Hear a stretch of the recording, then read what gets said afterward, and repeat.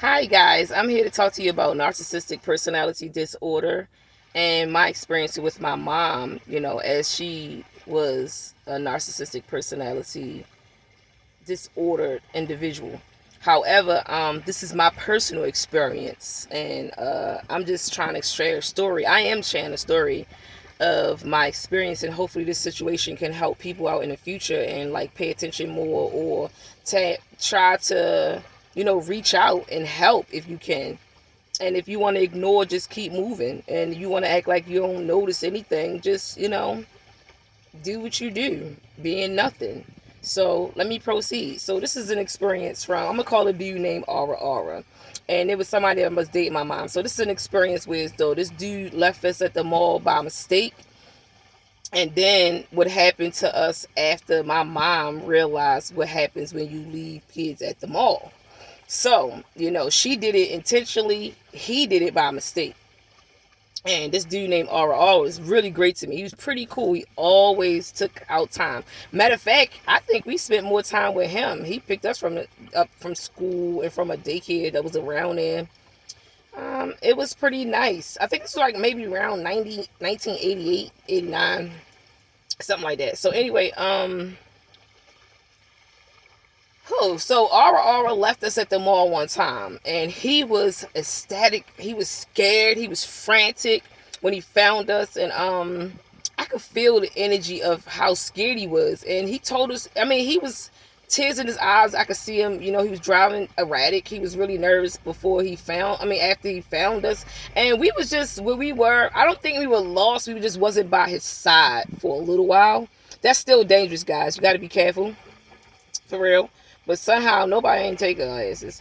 Anyway, move on. So anyway, this guy named Aura, my mom was dating at the time, he was pretty awesome. I mean, I thought he was a really good guy. He never did anything to me, and honestly, he played and took care of us more than my mom did. I ain't gonna front with you. I ain't gonna never forget you, Aura, wherever you are now today. Thank you. You was a blessing in my life, and I appreciate you. And I hope that I actually can tell you this in your face one day. And you are the best. Anyway, so Aura left us to the mall by mistake, or we got lost, something like that. He got so scared. And I'm sorry to laugh, but this is my feelings. And this is, me laughing also helps me not cry about stuff. So, bear with me with the laughing. If you're offended, get out of here. You got, feel better about yourself, and then you can deal with laughing. And then maybe you can laugh, depending on how you laugh is up to you. So our Aura found us.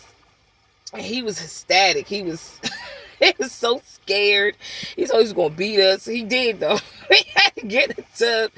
Now, we've actually got beatings before where we had to get in the tub.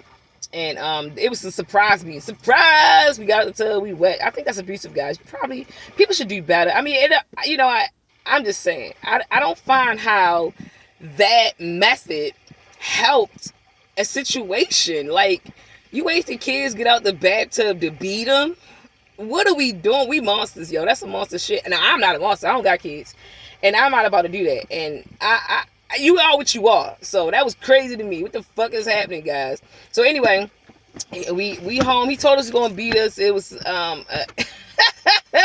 he beat us before for some. I think peeing in the bed. And don't forget, guys, peeing in the bed also is a great sign to, not great, but it's a sign for parents to understand that there is some trauma going on. Also was I used to sleepwalk too. And my mom called me a demon. She told everybody I was a demon because I sleepwalk and I talked in my sleep. And mind you, the research on that is, obviously the child is going through some sort of trauma. And you want to touch bases on that. You want to take this child to some sort of specialist and get to the narrow of what's really going on. So let me move on. So what happened was, this time we got to be in. Now, he beat us before for me peeing in the bed. And he's... And it's been worse than this. So this time around, he took, I got to tell him he's giving me a beating. It wasn't even that serious, man. He seemed like he was more afraid that he lost us than, he wanted to give us a beat, and he wanted to do something about it. And I think he really, he was upset about the mattresses being wet, and we definitely got a beating for that whenever we did PNB. But he was more upset that, he was more like calm and like not softer hits when we got the tub from losing us at the mall. So I can determine the difference. So what happened after that was, as I sat and I got older, I thought about, how scared he was and how frantic he was. But I didn't think about this until after the fact of my mom leaving us at the mall on purpose. So my mom, Mr. Aura, he decided that he wanted to leave, and he decided he didn't want to be with my mother anymore for whatever reason. I don't know. I was a child. And what happened was things really changed dramatically. Like when I say dramatic, I was with her all the time this time. And it was different than being with Aura all the time. It was I could be a child with Aura. With her, it was a little dangerous or cruel, or it wasn't loving, I would say. And it came to a time where a situation happened before he left. My mom, it was a cat. I don't know what kind of trauma she was going through, but she threw a cat and the cat died. She threw this cat against the wall, and my eyes watched the cat just not get up. It was very traumatizing to me. And after that, I noticed my mom was really dramatic. My grandmother showed up. I ain't seen her for a little while, but then she reappears. Didn't see her for a minute, but then she comes back after this, and then Robert's gone. And I felt like our life was great, during that time when I was living. Dag, I already said his name. So that's it. I already said it, and I'm not going to do this recording over again. So, at the end of the day, that's a shout out for him. God know who you are. Thanks. R. So at the end of the day, check this out. So my after the situation went down, my mom things really changed. I mean, for the worse. I mean, we wasn't even going to church, and I'm not trying to make this a reason. I mean, I'm just talking about the story as it's coming in my head. So you can take it whichever way you want to. I don't care. It's not for me, it's for you. So maybe you can help somebody. So around this time, we started to go to church, right? My mother jumping from church to church to church to church. We wasn't even doing anything like that. Wherever she was, all that time when Robert had us, and I don't know, because he used to take sliders down slides and racing cars for my brother, remote control ones, and we used to roll down snow hills and stuff like that. He was great off top of trash cans or trash bags.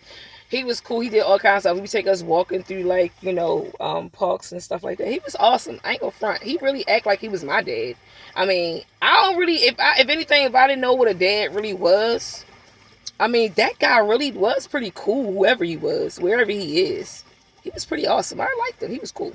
He gave me a great idea of what I would want to feel like, or what I would want to pass on to if I ever had a child. That time with him, that did show me that, you don't have to be abused or neglected by a male that's close to you. And he showed me that that's not how it works. It was different with him. It was totally different. And then I noticed after the cat was killed, my grandmother shows up. He's gone now. He's gone. He's gone now. We're going to church. All these different churches. We bouncing from here to there. It's interesting. And I'm around her more now. And this is when she started to leave us at the mall. I decided, the first time I had no clue, but I heard her tell us that if you keep leaving my side, I'll leave you guys. And she didn't say it like that. That's the way I see things. But she said, you keep leaving my side, I'll leave. And I didn't take her in I mean, child. I think I was like maybe 8. Who knows? I don't know. Something like that. And she says that. And I'm like, I ain't thinking about it. But yeah, we in shopping. I think Fashion Bug or in different stores that she like up Towson. And how kids like to go into the thing and roll around, being uncivilized, what some people would call. And that's what I would do. I would like to. And they had little things that's chained up, and you would the jackets be chained up back then. And you would to me, it was like a obstacle course. It was fun for children. We like to run in between that, especially if your parents gonna bring you there and to the store and you ain't got nothing else to do but watch them shop. So what is the child going to do, unless you're going to strap them down? I mean, I'm 8. Anyway, that's not. I'm just, maybe this will help some parents out. Somebody can listen to this, and this will help out with, though, that, things can be different, especially with this particular mental disorder.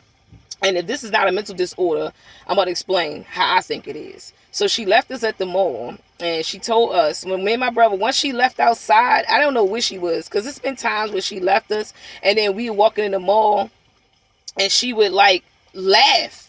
She would laugh because we would look frantic when she seen us. And, I was really scared because I'm holding my brother's hand. I don't know where we at. I don't know. I'm already traumatized, excuse me, before this. I already been traumatized before this a few times.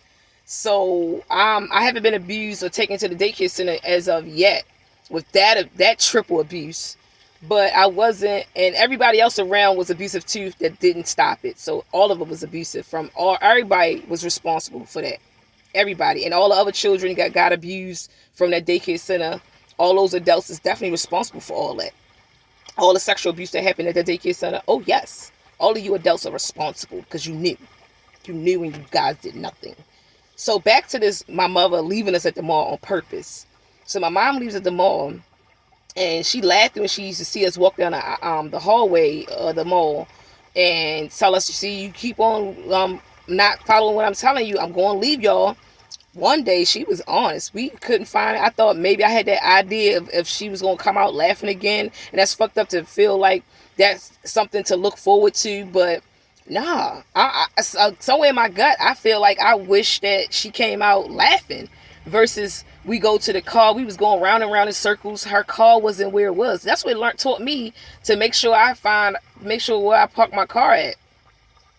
And sometimes if I can't find my car, I think I honestly will have a panic attack because it brings me back to the option. I mean, the mindset of when my mom, she wasn't where I knew she parked at. Now, the first time I learned my lesson. The second time she decided to. Now I'm about to speed up. I'm telling you about the second time, and I'm finished with the first because she did it 3 times. So the first time, I didn't know what to do. Oh God, I didn't know what to do, and I got my little brother. So we've been to Towson plenty of times, and I never walked so far in my life, I think. And this is when I decided that at this time in my life, I learned that I can walk far places by myself. Anyway, so she left us there. And I took her into consideration after all the other stuff she did this time. Something chimed in and said, she's not here. I heard she's not here anymore. So I just immediately just decided that I should walk to my grandma's house, which is on Beaumont Avenue at the time. And we walk on down. To me, that was a long walk. My brother, I'm trying to cross these streets, and especially when Towson didn't have that little turnaround, like little, circle thing going around. That wasn't even there around that time. And it's going on down Towson. Walking down Towson, walking down York Road, passing all those intersections, trying to hold on my brother. My brother don't want to listen. He actually runs off. I'm scared out of my mind. I don't know where he goes because we passing like the area where is that where the Wawa's is? It was a Wawa's on that corner. It's changed. But we passing a lot of big streets. And it was dangerous to me. I was terrified. I didn't know what to do holding my brother. And also with the mindset that I know how my mom is before this. And then I took her words into consideration. I believed her that she really left us. And she did. So I get to my grandmother's house. I finally make it. I don't know what time it is. I don't know what's going on. I get to my grandma's house. I'm not going to bang on the door. My grandma, she opens up the door. And she asks me, what am I doing here? What's going on? Where's your mother? She looking left and right. And she see no call. But I said, she left me at the mall. And she said, she did what? Get on in here. So I get on the house and you sit right here. You wait right here. I don't know where my brother came from, but he came in like maybe 20, 30 minutes later. She asked me where he was at. I don't know. My grandmother, I don't remember her calling anything, calling the police, nothing. I don't know what she did. I just know that I came in upset. And this is my norm, unfortunately, y'all. It was normal. Because the only reason why it was normal to me, because I'm already accustomed to my mom doing something crazy. and I'm already just sitting there. So I'm already programmed not to call the police or anything like that, because you're going to be in trouble. I was already trained that if you call the police, you're going to be in more trouble when they let your ass out. And I was already like, at this point, this is when my grandmother let me stay at her house. But this was after the third time she left me. So after my mom came home from, guess where she came from? My grandmother asked her where she was at. Guess where she was at? This is when Church of the Redeemer of the Lord was on York Road. And it was like a movie theater at first. And she came to my grandmother's house, and she didn't look bothered. She didn't look haggard. She didn't look nothing like Aura. She looked like she didn't do a good job with leaving us. So when she saw us, she said to me, well, I bet you'll listen to me next time. That's what she said. I bet you listen to me next time. That taught me that I need to remember that. I decided that back then there wasn't nothing called a receipt, but today that's what you call a receipt. So she said, she kept threatening. Y'all keep getting on my nerves, I'm gonna leave y'all at the mall. And wasn't nobody really around us around this time. We still living out Catonsville, and we all by ourselves now with her. And I'm tired, guys, of thinking this, but I'm gonna keep going. So what happens is she kept starting about how she gonna leave us alone. She don't listen. She don't want kids anyway. She never had expected to have children. This is not what she wanted for her life. And we wound up left at the mall again. This time I decided to remember the location and those little trademarks of what floor you on. And I wasn't really like trusting her anymore at all at this time, because of what she's been saying before anyway, and also what I knew about her before. So I decided that, since we here with her and she at the mall, I already knew something wasn't right with her. And being that we back in her care and you put us back with her, I knew she was going to leave us at the mall, because she already threatened it all the time. And I already knew about walking home. And I already knew about, the situations, everything that happened before that. And she's actually said that. She was like, y'all seem to find y'all way home. She said, seems like nobody wants you. Is what she said. She said, seems like nobody wants y'all. And when she said that the second time, I knew that this skank didn't want me anymore. I knew my life was whatever it was going to be. But sorry guys, I'm not going to do this. So she did leave us for a third time. And by this time, I'm used to her leaving me at the mall. And I knew that's what she was doing. Ain't nobody never tried to kill me or nothing like that. But, try to kidnap us. I already knew. I don't even know where my brother went. It was like routine. And I think this last time, if I can remember clearly, I don't even think my brother was with us.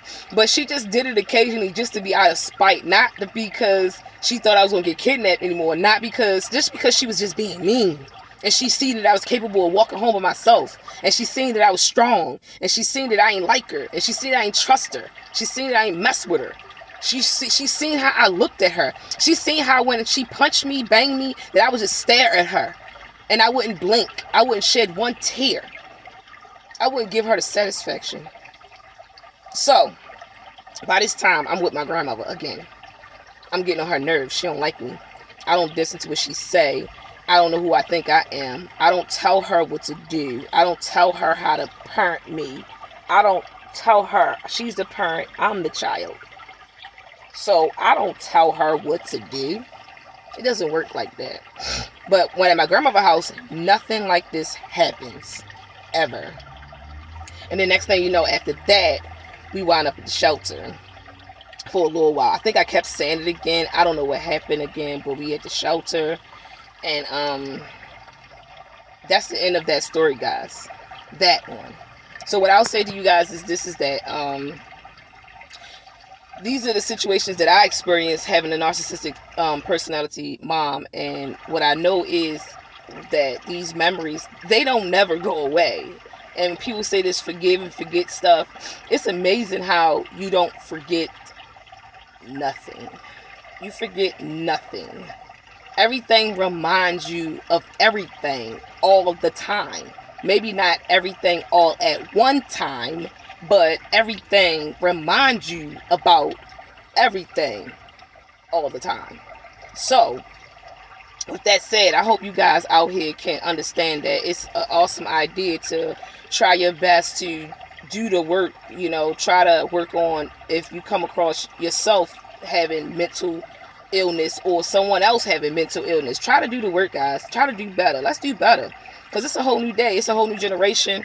And if anything, you want to raise children to be productive. You want to raise children to take care of their own home. You want to raise children to raise their own children so they can keep on building nest after nest after nest. How do you do this if you're selfish and you had this child, and I understand you don't want it anymore? Then find a different alternative. Be productive. Let's do better. Because you had this child. It was your decision to have the child. No one made you have the child. Now it's your opportunity to use your discernment to raise this person to be an upstanding person. To raise this person better than you. Why are we parents are jealous of their children? I don't understand. Why are parents competing with their kids? I don't get you. Your job was to push a baby out. Share that baby with their father. Then raise that child to hopefully be something productive so they can build their own family. What makes you think of the parent that is all about you all the time, and your child has to be sacrificed and you stomp on their neck all the time, whereas though that nobody really made you have the child? And now that you have the child, you want to make sure that this child owes you all the time. Narky mother. You want to make sure this son can't take care of his family and always take care of you. Narky mom. That doesn't make any natural sense. Even coyotes don't do that. What are you doing? Giraffes don't do that. What are you doing? Animals don't do that. Okay, like the bear will eat its cub if it's hungry. There's a couple animals out there that will take their baby down if they need a meal. However, that's a whole nother subject. But I'm just thinking out here, you guys, you got to do better. And if you know that this child is getting abused, and if you know that this parent is narcissistic and they need mental health, you can help. You can help, and you see that this child is struggling with this adult, and legally that parent is responsible for the child, and that's all that child has. So wouldn't you think that child can use some help? Like, really, guys? I didn't know that music was gonna come on. So I guess that's the confirmation. It's time to go. Just remember out here, these people out here being narky, and be safe. I gotta turn this off. Be safe, guys. Love and light.